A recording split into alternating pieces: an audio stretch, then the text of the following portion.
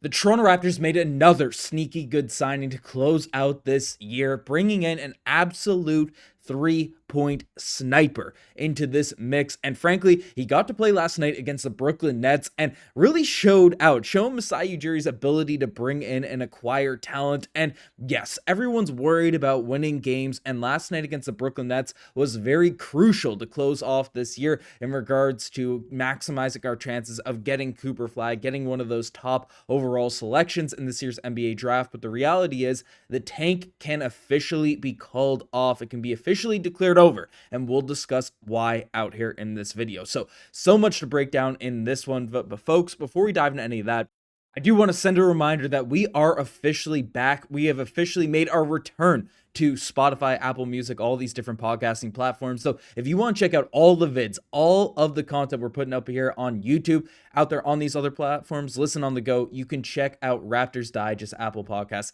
out there on your favorite podcasting platforms. So definitely check them out, Spotify, Apple Music, and leave us a little 5-star review if you're appreciating the videos, or review us however you like the vids. But let's dive into the madness, because there's a lot of stuff going on. Yesterday we got news the Toronto Raptors are making another signing, as Cole Swider signed a 10-day contract with the Toronto Raptors after receiving a call-up from the South Bay Lakers. The Lakers G League affiliate announced the 6'8 forward out of Syracuse averaged 21 points per game on 49% shooting and 44% from the three-point line in 13 games with the South Bay Lakers this past season. And Cole Swider is a guy that really impressed out there in his first game. And the Toronto Raptors, again, they did everything they could. We brought it up consistently out here on the channel. This team has been desperate, trying to acquire Cooper Flag, maximize those draft odds, and we'll take a look at the schedule, we'll take a look at everything going on. But this team has resorted to, playing 10-day contract guys, taking guys straight from the G League and putting them into NBA groups. And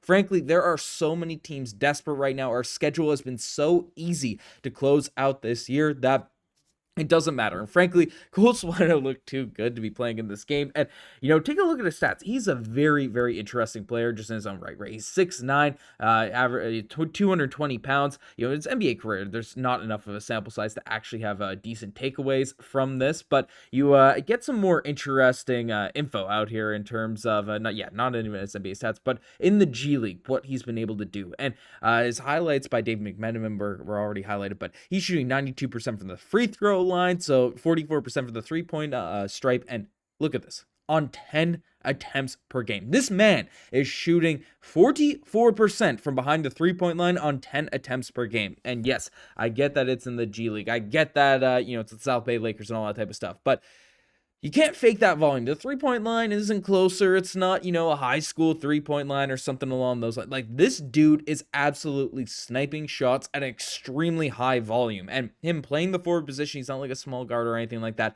He can come in and be an effective three-point shooter for this team. And we saw it in this game against I'm saying the Washington Wizards, the Brooklyn Nets. All these teams feel the same here now at this point, because they're all trying to lose. And Cole Swider, you can see, had 7 points in this one, knocked down a three, looked fairly confident out there on the basketball court, and frankly feels like another good late season pickup for Masai Ujiri. Of course, he's had some absolute gems to close off this year. AJ Lawson hasn't didn't have the greatest game last night, but of course has dropped a few 30 pieces. Orlando Robinson, we saw last night's game, 23 points, 12 rebounds, 3 assists, doing his thing out there on the basketball court. There are a lot of guys that we were hoping the Raptors were able to find some gems at the close of last season, and none of those guys were able to come to fruition. And now Masai Ujiri, to the detriment of the ability to acquire Cooper Flag, even though the odds aren't that changed. We'll dive into the specifics on that to close this off, because the tank can officially be called off now at this point. But,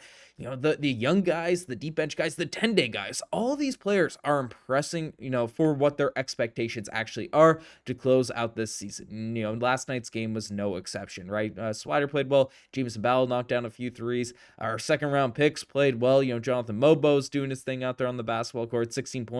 7 boards, 5 assists, one of his better games out there as a pro. So that's great to see. Acquisition of Ochai Agbaji, 12 points, 8 boards, 2 assists, knocking down some shots. Again, we're playing like a bona fide scrub squad out there in the Brooklyn Nets, who are egregiously, and the Raptors are egregiously tanking as well, but there's at least some self-respect from the players now at this point, doing their thing out there. Even Jamal Shead, not the greatest of shooting nights.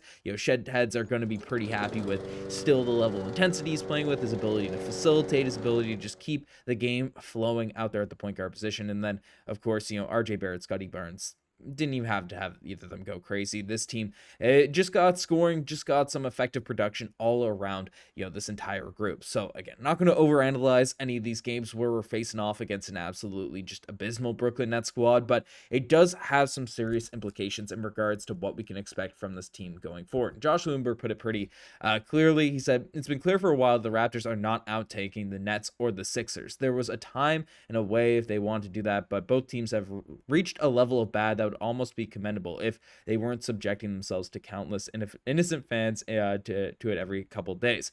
Now, whether they're too good, too prideful, or too stubborn, or likely some combination to tank at that level, the Toronto Raptors are an hour away from being 3 games behind the Brooklyn Nets and Philadelphia 76ers in the reverse standings, all officially looking like they have locked in the 7th best odds." And that's fair analysis there from Josh Lundberg, because we take a look at it, right?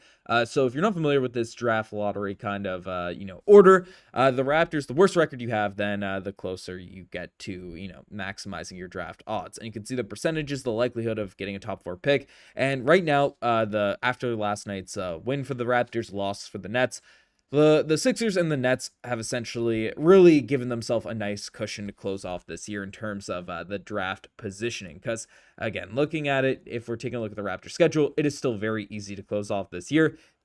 No crazy over-the-top teams are going to be big, difficult challenges. Maybe the Pistons could be argued, but the Bulls have been playing better as of late. But the Raptors, it's going to be tough to catch them. And frankly, I think I'd be shocked if either the Nets or the Sixers won even 3 games to close out the season. So it's unrealistic for us to be able to catch those teams. The Heat have won a couple of games. They're pushing for the play-in. Spurs, I don't think it's realistic, in the short amount of time we have left in the season, that they are able to catch us. So frankly, I'm willing to lock it in. I'm willing to confirm the Toronto Raptors are going to have the 7th best lottery odds going into the NBA draft lottery, going into the draft that we'll see if we can land Cooper Flag. It's not a lost cause. It's not a guarantee that the Raptors aren't going to get Cooper Flag now at this point. I mean, we can take a look at it again, right? The odds are there. The Raptors, with the 7th odds, basically would be in position to have having a look at 31% chance to get into the top 4 and a 7.5% chance of getting the number 1 overall pick. So the odds have been flattened a decent bit. It's not a guaranteed surefire thing that we're going to fall out of the